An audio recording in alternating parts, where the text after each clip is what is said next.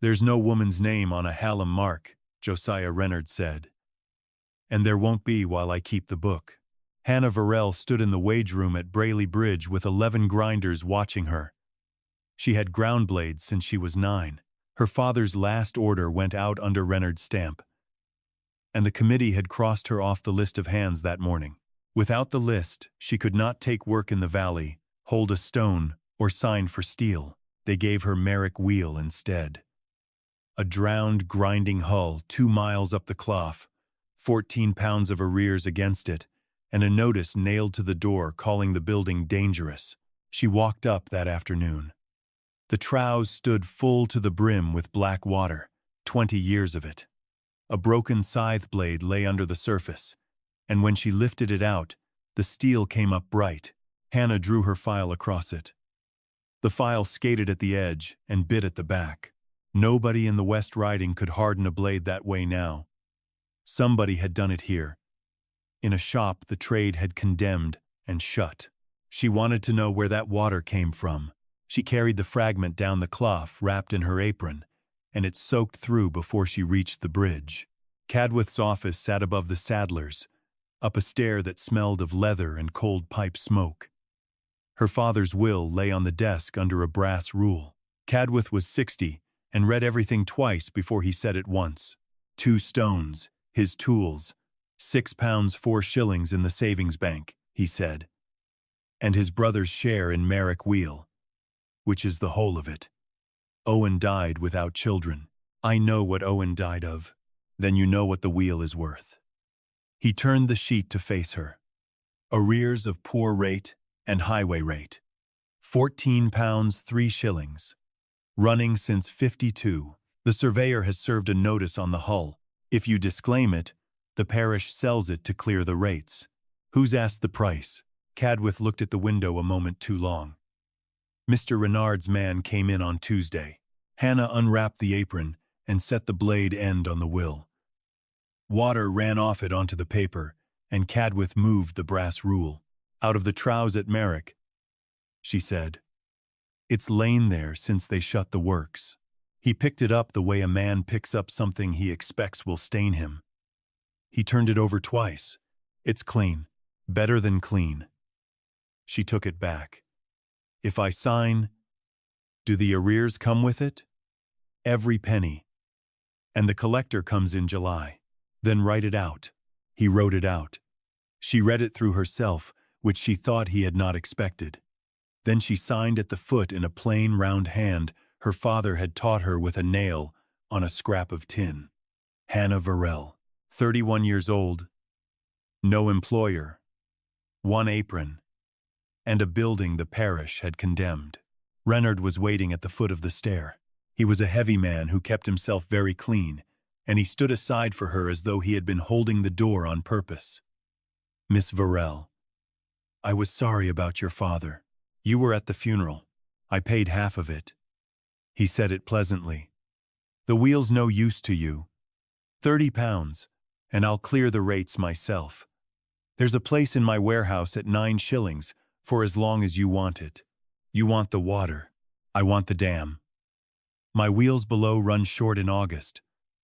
The old right at Marrick is worth more than the roof over it, and the roof's worth nothing. £30, 35, and I'll not go higher on a ruin. The saddler's boy came through with a bundle of straps, and they both stood back for him. Hannah waited until he was past. My father ground for you 19 years, she said. You had his last order stamped with your name on it before he was cold. That's the trade. It is. She put her hand on the rail. I'm keeping the wheel. Reynard's face did not change at all, which she liked less than temper. He touched his hat and went up the stairs to Cadwath's office, and she heard the door shut above her. She came back the next morning with one more question, because it had kept her awake. In 47. When the stone burst and killed Ned Tabb and Walter Prue. My uncle owned the works. Who managed it for him? Cadwath set down his pen. Josiah Renard, he said. Mercy Tabb let her the back room for 18 pence a week and did not ask what she wanted it for. You'll be up at Marrick then, Mercy said, counting the coppers into her apron pocket. "You'll want candles. I've candles. You'll want more than you think." She turned the coins over once. "My husband's in the ground because of that place. I'll take your money. Don't look for talk with it." Hannah went up the clough on the 13th of March with her father's tool bag on her shoulder. The lane ran out at the chapel. After that, it was cart ruts and thorn. 2 graves lay against the chapel wall on the north side, out of the sun, with 1 stone between them. Edward Tabb and Walter Prue, both of this parish. 17 July 1847. Somebody kept the grass off them. Nobody had ever cut Owen Verrell's name anywhere she could find. Marrick Wheel sat where the clough narrowed, long and low, its gable into the bank. 41 paces door to door. She stepped it out. The north end was the hardening shop and still had its roof. The rest was the grinding hull, and half the ridge had come down in some winter nobody recorded, so the slates lay in the troughs like fallen cards. The wheel was a breast wheel of 14 feet, sunk in its pit under alder and silt, 3 arms gone. The shaft had a crack she could get her little finger into. She had £5 11 shillings after burying her father. A roofer would want 9. Hannah counted what was there, the way her father had made her count a stone before touching it. 6 troughs in a row. 4 stones still hung, 2 of them cracked through. The line shafting was rust to the eye and sound to the tap. The water was the thing she could not account for. The troughs were full, not damp, not seeping, full to the lip and standing quiet, black as tea, the drowned slates showing gray underneath. The beck ran 30 feet below the sill. The dam above was breached at one end, so there was no head of water anywhere near the building. A shut hull ought to have gone dry in one summer. She went along the row with a stick and sounded each trough. All 6 the same depth. Then she saw the run of it.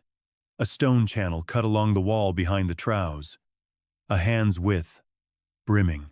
It spilled over into each trough in turn, and out through a hole in the far wall into the beck. Something was still feeding it.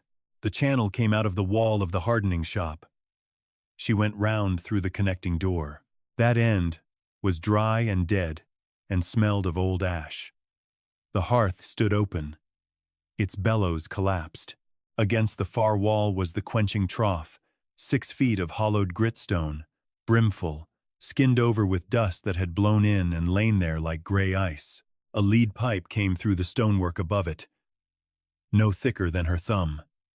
Out of the pipe ran a thread of water, no thicker than a bootlace.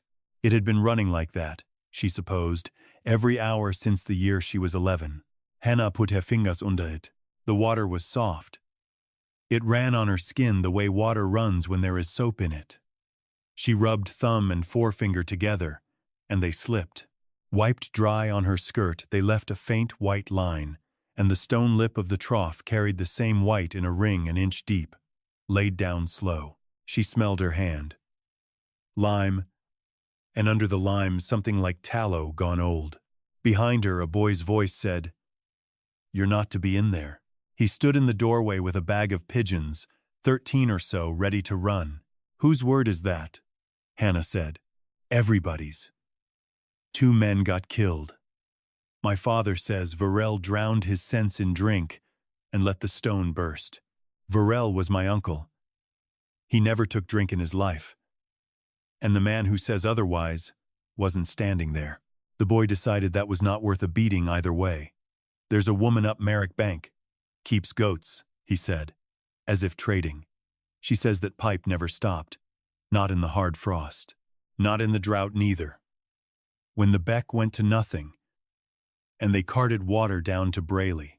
2 summers back, the beck had dried and this had not. Whatever fed the trough sat somewhere above her in the hill. It had gone on filling a dead building for 20 years, while the whole valley walked past the door and spat. She went outside to see where the pipe came from. The pipe went up under the bank into 40 years of bramble. After 2 hours with a billhook, she had followed it 11 yards and lost the light. It kept. The roof did not. She spent the last week of March on the hardening shop, the only part of Marrick that would keep rain out for under £1. She rehung the door, wedged the shutter, cut turf for the gable, and laid straw and her father's blankets by the hearth. She told Mercy Tabb she was stopping up at the works. Mercy said nothing, then put half a loaf and a twist of tea in her bag. Water first, then a stone. That was the order her father would have given. The Goyt ran 80 yards from the dam along the hillside, choked the whole way with gravel and alder. She could not rebuild the dam. She could clear the Goyt enough to let a thread down, and a thread would turn a small stone if the bearings were greased. It took 4 days with a shovel and a mattock, standing in water to her boot tops. Her hands split. She bound them with rag and went on. On the 4th day, the water came down the Goyt for the first time since 1847 and ran into the head of the wheel pit with a noise like a kettle. She stood in the mud and laughed at it out loud, alone, like a fool. The wheel would not turn. The shaft was cracked, and she had no money for a shaft. But the small stone at the end of the row sat on its own spindle with a crank for handwork. When she had scraped the bearings and packed them with tallow, the spindle turned under her hand as sweetly as it had for her uncle. She dressed the stone with her father's pick over 2 evenings. Round, true, dead level in its trough, so it carried water up onto the face the way it should. On the 10th of April, Job Traylon came up the clough with 3 scythes over his shoulder and the face of a man expecting to be laughed at. They said, "You'd set up. I've 1 stone, 3 blades, and a hayfield in 10 weeks. Reynard's shop wants them a fortnight. I'll not wait a fortnight for a thing I can stand and watch. Done. A shilling for the 3. And you turn the crank. I'll turn the crank for 6pence off. You'll turn it for nothing and be glad of the 6pence you keep." He laughed, which was the first laugh she had had off anybody in the valley, and set his shoulder to the crank.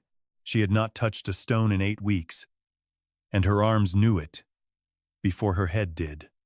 The feel came back inside a minute. Blade flat and easy. Water running off the face onto her forearms. The hiss changing pitch as the metal came true. She ground the shoulders back, took the old edge off square, then put the finish on. When she handed Traylon the first blade, he ran his thumb along it and stopped talking.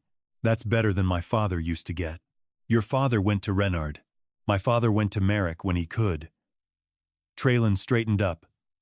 "Wait on." He came back next morning with a 4th scythe wrapped in sacking. And this one he handled differently.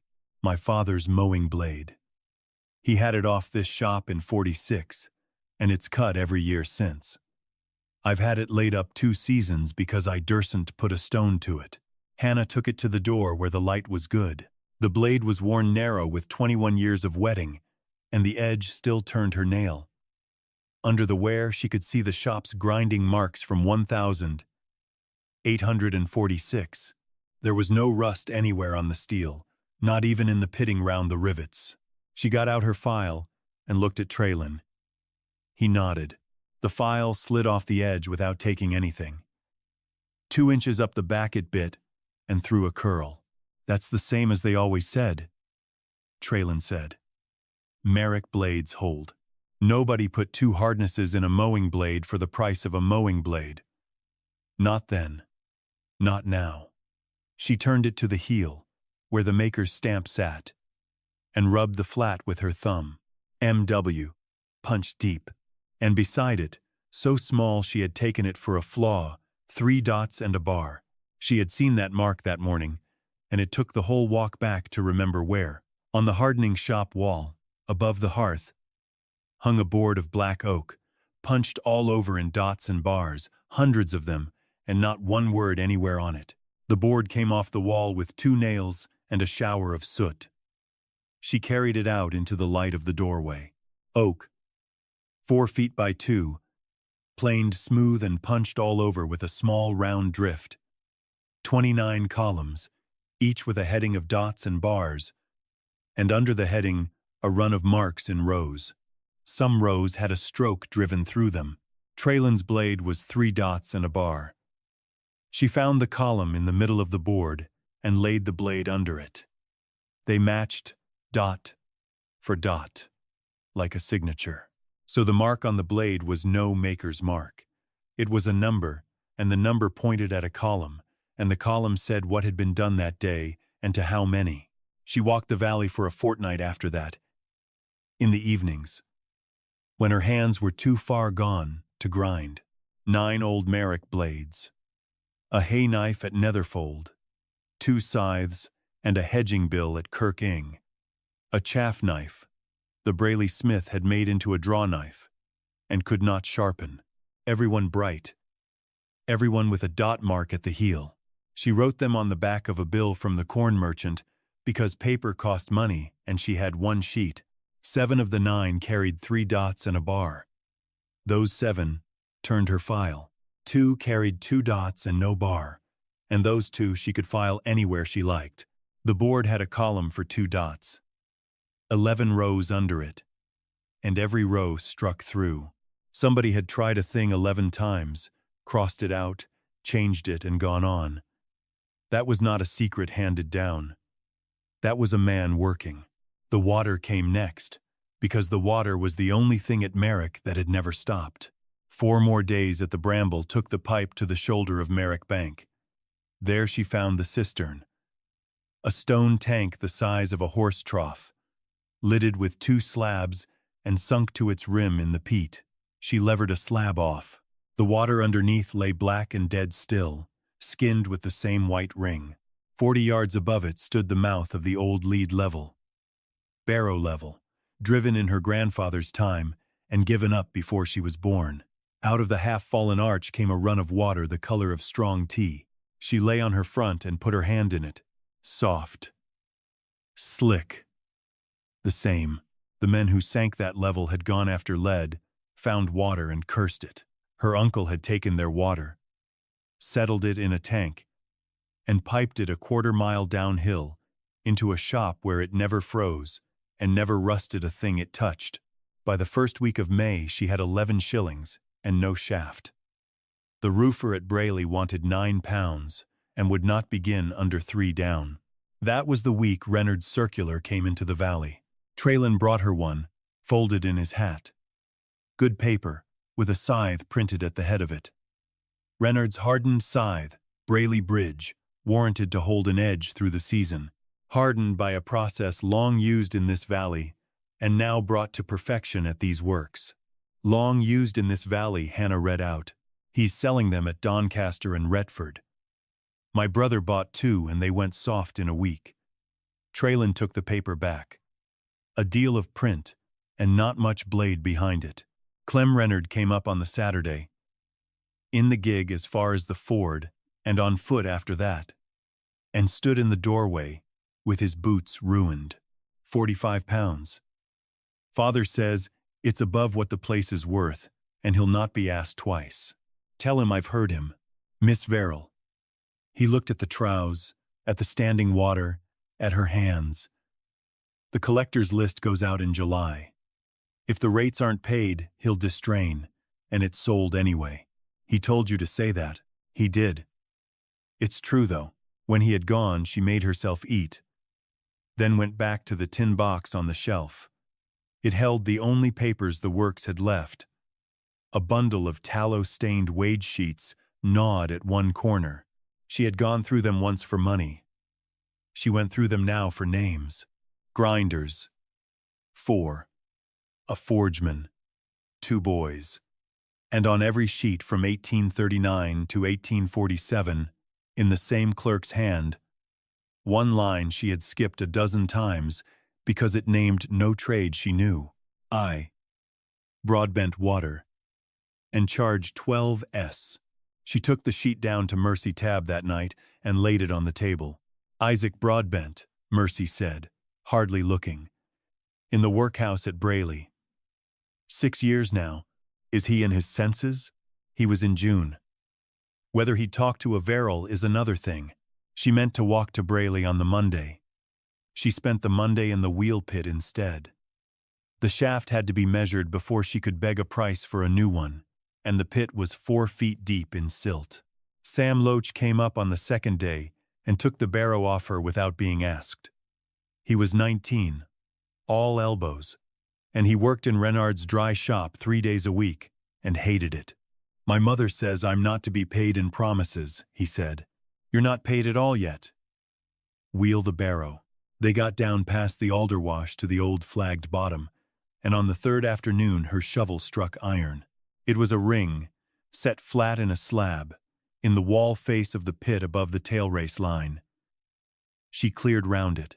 The slab was a door, laid on edge into a rebate, and wedged shut with 2 oak keys driven from the top and swelled solid. Hannah sat back on her heels in the mud. "Cellar," Sam said. "Nobody wedges a cellar in a wheel pit. Weather doesn't get in here. Water does." It took them till dark, and a length of shafting used as a lever. When the slab came away, the air that came out was dry. Dry. In a building that had stood 20 years in water, she lit her candle and put it through first, because her father had beaten that into her before she was 10, and the flame stood up straight and burned yellow. The chamber went back 9 feet into the bank, stone vaulted, floored with slate. There were racks along both sides. On the left, blade blanks. Forged, rough, unground, laid head to tail with tallow paper between them. She counted twice, because she did not believe the first count. 138. On the right, bar steel in bundles tied with tarred cord. 900 weight. She scratched one with her file, and it came up bright gray. The grain like a broken hazelnut. Sheer steel. Better than anything Renard had sold her father in 5 years. "That's 40 pound of steel lying there," Sam said. "At the least. It's more than that." At the back, on a shelf, was a hood. She did not know what it was at first. Wood and sheet tin, curved, with a mouth to it and a socket for a small fan case, and a lead pipe let into the crown with a spreader drilled full of pinholes. She turned it over a long minute before her hands understood it ahead of her head. It went over a grinding stone. The pipe wetted the face and the wall of the hood. The fan drew what came off the stone into the wet, and what came off the stone was the dust that had killed her father at 54, coughing into a bowl for 2 years and apologizing for the noise of it. Nobody had ever fitted it. The tin was bright and unmarked. Under the hood was a book. She carried it up into the hardening shop and would not open it until she had washed her hands, which she could not afterwards explain to herself. Owen Verrell's charge book. 200 pages, ruled by hand, in a small upright script with the letters kept well apart. Every page a day. Every day a line of blades. A column of dots repeated in ink, and against each entry the weights. Lime in ounces. Oil, salt, soft soap, heat in his own words. Cherry, dark cherry, brown, red, and a column headed only W, with a figure in gallons. 3 and a bar, over and over. From 1841 to 1847. The same run of weights against it. And always. That W. She turned to the front for the key to it. The leaf was gone, not rotted, not eaten. Cut out close to the binding with something sharper than a knife. The stub still stood in the sewing with 3 words left on the torn edge in Owen's hand, taken from the rally end. That. Hannah sat with the book open on her knees while the light went out of the doorway. Everything else had survived. Steel dry, blanks dry, hood dry. The whole of it wedged behind a slab where no flood could reach. The one leaf that said what the water was had been cut out and carried off by somebody who knew which leaf to take, and disturbed nothing else. Thieves would have had the steel. The last entry in the book was the 4th of August, 1847. 18 days after the stone burst, while Owen was still answering the coroner, somebody had gone down into that pit with a candle and a blade. They had opened a book that only 2 or 3 men in the world knew was there.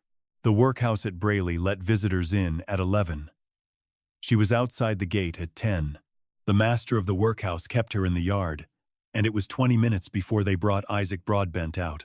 He was 74 and had the look of a man carried a long way from himself. His hands were the worst of it.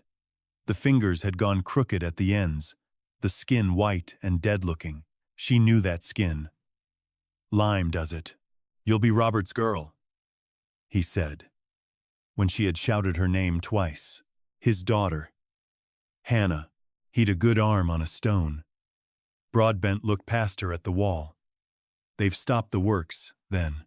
They stopped it 20 years ago. Mr. Broadbent." "Aye." He nodded, satisfied, as though she had confirmed a rumor. She had brought the board. She stood it against the bench and put his hand on it. His fingers found the columns and moved along them without his eyes going near. Something came up in his face that she had not put there. "3 in a bar," he said. "What do you do for 3 in a bar?" 2 pot of the black. 1 pot brim-full. 1 struck level. His hand went out and took hold of a thing that was not there, and turned it. Lime in the muslin, dipped and swung till the count. Oil on the top, half a gill, and never stir it after. Stir it after, and it's spoiled. "What pot?" "How big a pot?" Broadbent's hand came down, and his face shut like a door in the wind.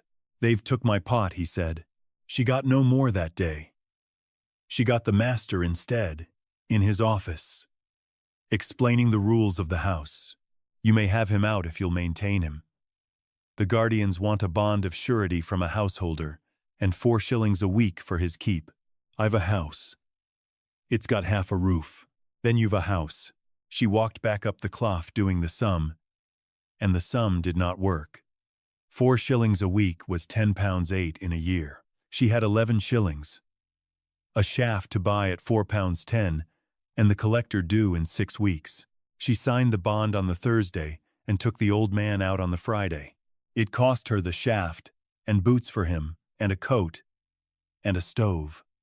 By the end of June, she was carrying stone chips to the mason at Brayley for 8 pence, a load to keep them both in bread. The wheel stayed dead.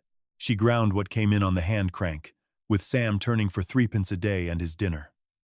His mother wanted him out of the dry shop, and there was nowhere else in the valley for him to be. He had the cough already. It was small yet. She heard it start about 4 in the afternoon, most days. "Put a stone in the far trough and run it dry," Sam said. "A dry stone cuts 3 times what a wet one does. Everybody's dead of it. Renard's men grind dry. Renard's men are 38 when they're buried." She put the blade back on the wet face. "Your mother sent you to me. She'd have sent you to him if she wanted you fast." Traylon came the 2nd week of July with 11 scythes and stood in the door a while, watching the crank go round. "How long for the 11? 4 days. Renard's shop does 11 in one. Renard's shop has water and 8 men. I'll have to take them down, Hannah." He turned his hat over. 22 acres and a fortnight of weather if I'm lucky. "I know. I'll bring you the winter work." He carried the blades away down the clough. She watched him to the ford, then went in and told Sam to keep turning. If she had stopped just then, she would have sat down on the sill in front of the boy. The offer came next morning in Josiah Renard's own hand, brought up by Clem. £60 for Marrick Wheel and every fixture in it. The rates cleared. A place in the warehouse at 11 shillings, and on the second sheet a paper to sign and swear before Cadwith. Owen Verrell had been in charge of the works on the 17th of July, 1847. He had ordered the stones run beyond their speed. The deaths of Edward Tabb and Walter Prue followed from it. Hannah read it twice, standing in the doorway, with Clem watching her. "He'd have it quiet," Clem said. "It's an old business now. Then why does he want it written?" Clem had no answer, and she watched him understand that he had none, which was worth more to her than £60. She gave him back both sheets. "Tell your father the wheel's not for sale," she said. "My uncle's name isn't for sale either. He can send the bailiff when he likes." The bailiff came on the 3rd of August at 8 in the morning with a cart and 2 men. The warrant had the arrears and a clerk's copperplate, £14, 3 shillings in costs, assigned that week to Josiah Reynard, who had paid the parish, and now held the debt himself. "You can pay me instead of him," the bailiff said.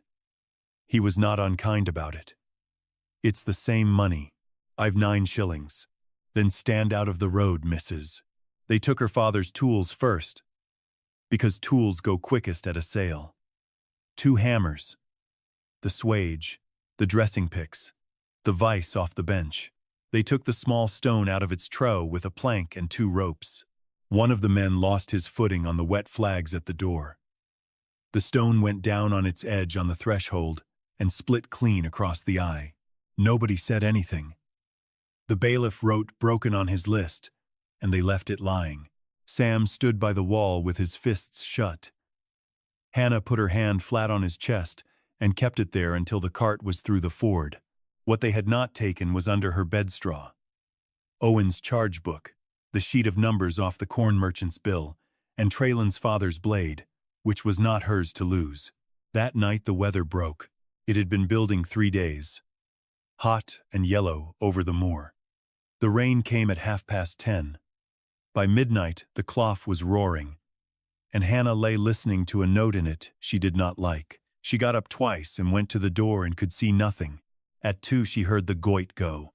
It went with a sound like a cartload of stone tipped into a pond. Then a long grinding as the bank took the water and moved. She got out with the lantern as far as the wheel pit, and no further. The pit was a brown river. Above it, 40 feet of the bank she had built lay out across the meadow in a fan of gravel. She went up at 5 in the gray light, wet through, to see how it had come. The dam paddle was up, not broken. Up, racked to the top notch and pinned with the iron pin that lived on a chain beside it. So a whole thunder flood came down the goit at once, instead of over the spill. The pin was greased. She got the grease on her thumb and stood in the rain looking at it. She could not swear who had done it. There was not a magistrate in the riding who would let her say the name. The wheel pit was full to the flags. The slab door of the steel chamber stood open where she had left it, and 4 feet of water lay inside with 138 blanks under it. The hood was floating face down, knocking gently against the roof of the vault. She got the hood out. She could not get the blanks out alone. She stood in the pit up to her waist and made herself say the order of things aloud. A habit of her father's she had always thought foolish. Bale, dry, oil. Then count what's spoiled. It was in the hardening shop, wringing out her sleeves, that she saw the shelf. The tin box was there. The wage sheets were there. Owen's book was under her bedstraw. And for a moment the relief of it went through her, like drink. The board was gone. 4 feet of black oak with 29 columns punched into it. She had stood it against the bench by the door on the Tuesday to shout the columns over to Broadbent, and left it there. Hannah went out and looked at the mud. The rain had had 6 hours at it. There was nothing in it at all. The old man was awake, sitting up in the straw with the blanket round him. "They've had the board, Mr. Broadbent." "Aye," he said. He did not seem surprised, and that frightened her. They had the leaf. They'd have the board. The summons came on the Thursday, delivered by hand, and it was better work than the bailiff's warrant. Josiah Reynard of Brayley Bridge, edge tool manufacturer, claimed the water of Loxham Beck at the Marrick Dam by long use, enjoyed openly and without interruption these 20 years. He prayed the court to declare the right and to restrain the occupier of Marrick Wheel from drawing water to the goit. Special sessions at Brayley, the 26th of September. She stood in the doorway of a building with no stone, no tools, no board, no dam and no goit, and read it through twice. The only thing she could hear was the thread out of the lead pipe running into the quenching trough behind her, the way it had run all her life without asking anybody's leave. What was left was the water, the old man, and the book. She wrote the 3 on the back of the summons and worked from the list. the water she could measure. She boiled a quart away over the stove in her father's tin and weighed what stayed behind on the blade scales, then did the same with a quart out of the beck. The beck left a smear. The trough left 41 grains of gray-white stuff that took up damp again overnight and would not scrape off without a knife. The book gave her the weights and the heat in Owen's own words. What it would not give her was W, in gallons, because W had been cut out at the binding. Broadbent gave her the rest, in pieces, and only with his hands. 2 pot of the black, 1 brim-full, 1 struck. What pot, Mr. Broadbent? Brass. Long handle. It hung on the second nail. The second nail had held nothing for 20 years. She went down to Cadwith for the sale book of Woodhood 1852, when the parish sold the movables at Marrick to pay 2 years of rate. Lot 19. Sundry brass and lead, 4s2d. Bought, J. Ives, Smith, Brayley. Ives had been dead 9 years. His son had never thrown anything away in his life, and it took her 40 minutes in the back place. The pot hung on a beam by its handle with a skin of black grease inside, a lip to it, and Marrick punched on the underside. She scoured it with sand at the beck and put it in Broadbent's hands. He turned it and turned it. Then he did the thing with his arm again, the dip and the swing, and this time his mouth moved with it. He was counting, not numbers. He was saying the first 2 lines of a hymn, and the swing came out at the end of the second line. Every time, the same. Who taught you the count? Owen. Broadbent looked up, quite clear for a moment. He said, "A man forgets numbers when he's rushed. He never forgets his tune." She made the first charge on the 24th of August and the 6th on the 12th of September. 2 pot of the black water, 1 brim-full, and 1 struck. Lime in muslin, dipped and swung a hymn's length. Half a gill of oil on top, not stirred. The hearth up to cherry, the blank in and out, then drawn to brown red at the back, with the edge kept from the fire. The first 3 failed, and she wrote down how. 1 cracked at the heel, 2 took no hardness at all. She had stirred the oil in without thinking. 3 was glass hard through and snapped in Traylin's borrowed vise at a thumb's pressure. Number 4 came out and cooled, and she put her file on it. The file went along the edge and would not touch it, then bit at the back and threw a curl. She sat down on the hearthstone with the piece in her hand. Sam stood over her with the bellows handle. Neither of them said anything for a while. "Do it again," she said. 6 the same, and your hands on 3 of them, not mine. The other half she got in Cadwith's back office, out of her father's box of papers. She had not opened it since February, because it held his marriage lines. An invoice from Naylor and Son, Steel Converters, Sheffield, 900 weight of sheer steel, received and signed for in the town on the 17th of July, 1847, by Owen Verrell, whose hand she now knew as well as her own. He had been 30 miles away on the morning the stone burst. Under it, folded small, a receipt. Mortgage on Well Cottage, Loxham, £120, discharged in full, the 14th of October 1847. Discharged by Amos Renard, father of Josiah. Hannah sat in Cadwith's chair with the 2 papers side by side. She understood what her uncle had sold, and to whom, and what it bought. She understood who had lived in that cottage on the strength of it for 20 years, and gone to his grave without telling his daughter. "You knew." "I drew the discharge," Cadwith said. "I was 26, and I did as I was bid." He took his spectacles off. "Miss Verrell, there's a thing you have not asked me for." "Say it." "The manor keeps a water bailiff. He books the notches on every paddle gate in this valley, morning and night, and has done since the award of 1,809. Mr. Ferriby has the rolls. The award will tell you who holds the ancient right at Marrick. The book will tell you who opened that gate on the 17th of July. And how far. She was at the estate office when it opened. She came back up the clough at dusk, with 3 sheets in her bodice.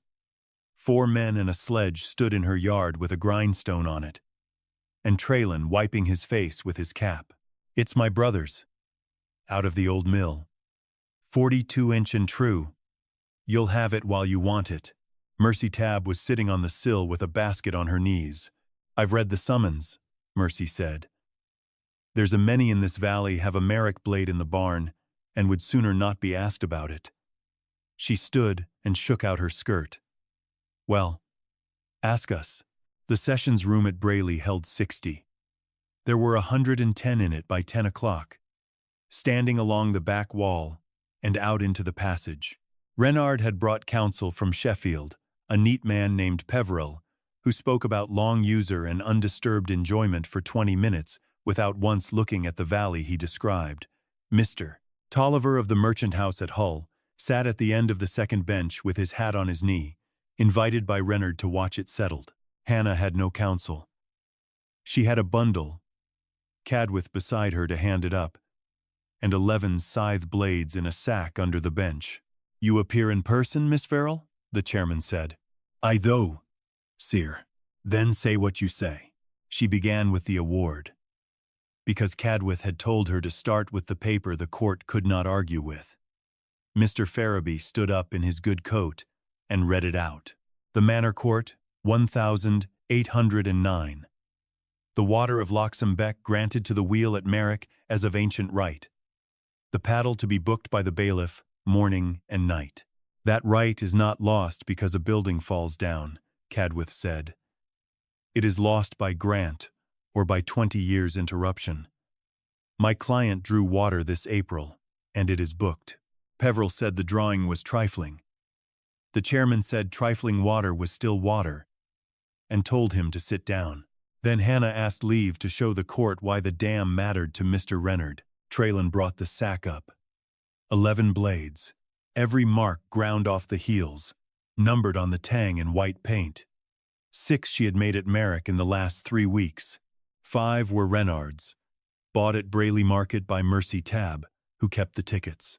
Let any man here file them, she said. They did it at the clerk's table with 2 files borrowed off Ives the smith, and it took 11 minutes. 5 blades took the file along the edge like cheese. 6 turned it and bit at the back. The chairman tried number 9 himself twice, then held it up to the window and looked down its length a long moment. These 6 are yours. They are, sir. Made this month at Marrick, by me and by that boy at the end of the bench. And this printed bill. The chairman turned it over. Hardened by a process long used in this valley, and now brought to perfection at these works. Whose works, Mr. Reynard? Reynard stood up. He had been very quiet all morning, and he was quiet now. Mine, sir. The receipt was in the works when the property came into my hands, and I have improved it. Hannah felt Cadwith go still beside her. You have the receipt then, she said. I have. Then say what the water is. The room went quiet in a way that rooms do not usually go quiet. It is a liquor of the works, Reynard said. Lime and oil. The proportions are my own affair. There's no lime and oil in the riding will do it without the water it's mixed in. That water comes down a pipe across my land into my shop. She lifted the brass pot out of the bundle and set it on the rail. This is the measure. It was sold out of Marrick in 52 for 4, and 2pence and has hung in Ives's back place since. Mr. Reynard has a page cut from my uncle's book and a board off my wall. Neither of them tells him what pot it was. That is an accusation, Peveril said, on his feet. It's an account of what's missing. The court can call it what it likes. They brought Isaac Broadbent up then, and it went badly for 10 minutes. He could not hear the chairman, and gave the wrong year twice. Peveril asked whether he was not a pauper maintained by the woman who called him. He said he was, and Peveril sat down pleased. Then Hannah put the brass pot in his hands. The old man's arms did the dip and the swing. The court heard him counting under his breath in the words of a hymn. Then he said it out plain, as if to a boy at his elbow. 2 pot of the black, 1 brim-full and 1 struck. Lime in the muslin, oil on the top and never stirred. And who set you that? The chairman asked. Mr. Owen. Every day for 9 year. Not Mr. Reynard? Mr. Josiah were the manager, Broadbent said. Mr. Josiah kept the gate. Farabee was recalled with the bailiff's book, and the chairman read the entry for the 17th of July. 1,847, aloud himself. Marrick Dam. Morning. 3 notches, by order of the manager. Signed at the foot of the page, in a hand that had not changed in 20 years. J. Reynard. Then Naylor & Sons invoice for 900 weight of shear steel. Signed and dated in Sheffield the same morning by Owen Verrell. Nobody spoke for a while. Somewhere at the back a woman was crying. Hannah did not turn round, because she thought it was Mercy and could not have borne to look at her. The court declared the ancient right to be in Marrick Wheel and dismissed Mr. Reynard's claim with costs. It directed copies of the bailiff's entry and the Sheffield invoice to the coroner and to the clerk of the Grinders' Society against the name of Owen Verrell, deceased. Reynard went out through the crowd without looking at anyone, and Peveril followed with the papers under his arm. Tolliver did not. He came down the room to the front bench, picked up number 9, and turned it over in his hands. How many of these can you make me in a 12-month? None, Hannah said. Not this year. I've 1 borrowed stone, a cracked shaft, and no roof over the hull. Tolliver put the blade down. What do you want then? 400 in the spring. If I've a wheel by Christmas. 2,000 the year after. And if I advance the wheel, then you'll have your 400 and I'll have a debt. I'll want the price written down for the end of it. I've had enough of paper that says one thing and means another. He laughed at that, which she had not expected, and had Cadwith draw it up in the passage before the coach went. They put the shaft in on the 11th of December in sleet, 9 men on the ropes, and Sam Loach down in the pit, shouting the bearing true. The wheel took its first water on the 20th. It went round slow, and stopped, and went round again, when they had eased the top bearing. Then it kept going, and the whole valley heard the Goit running past the chapel for the first time since the year Ned Tabb was buried. By April there were 4 stones in the hull and 12 hands on the books. The hoods went on before the stones did. That was the first thing she wrote into the articles, and the only one she would not argue about. No dry stone at Marrick, ever, on any order, at any price. A whitesmith at Brayley copied Owen's pattern in tin, 4 of them, with the pipe let into the crown and the fan driven off the second shaft. The dust came off the stones into the wet and went down the drain in a gray slurry. And at the end of a day, a man's spit was still his own color. Old Amos Prue, Walter's brother, would not come. He stood at the chapel wall on the day they set the new stone and said what he thought about Verrell's to anybody who would hear it. He sent his son up to Marrick in October and never came himself. Hannah paid the boy the same as the rest and did not send for the father. The stone was cut with 2 lines under the old ones. Owen Verrell, of this parish, master of these works, whose name was cleared at Brayley, the 26th September 1867. Mercy Tabb chose the wording and would not let Hannah pay for it. The society entered her on the list at the March meeting. Reynard was off the committee by then. He had gone in November, and Reynard & Sons was selling files and hose and not much else, with Clem in the counting house keeping books his father would not look at. The clerk wrote it out and read it aloud, because that was the form. Hannah Verrell, grinder, of Marrick Wheel, Loxham, 12 hands, and the articles said what every one of them got. Wages weekly. A share of the year's profit by length of service. A fund off the top for the widows of the works, which Mercy kept and audited and would let nobody else touch. Isaac Broadbent had the mixing bench in the corner of the hardening shop, a boy called Dick to lift for him, and a stool nobody else sat on. He did 2 charges a day and slept in the afternoon. He still could not read a word. He had never once given the count wrong. Sam was apprenticed at Michaelmas. His cough went in the winter and did not come back that year. On a Thursday at the end of April, Hannah finished the last blade of 100 for Hull and carried it to the bench. She took down the 2 stamps that hung on the second nail beside the brass pot. Her father's first, R. Verrell, worn shallow at one corner, the one he had used on other men's work all his life, and never on his own.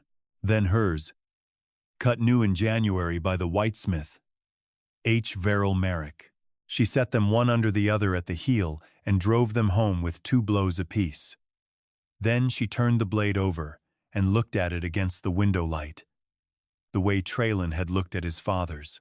She carried it through into the grinding hull and laid it in the black water of the trough with the rest of the day's work, where it would lie till morning and come out bright. Behind her, the wheel went round in the pit. The water came off it into the tail race and out to the beck, and away down the clough past the 2 graves and the new cut stone, and on toward Brayley Bridge.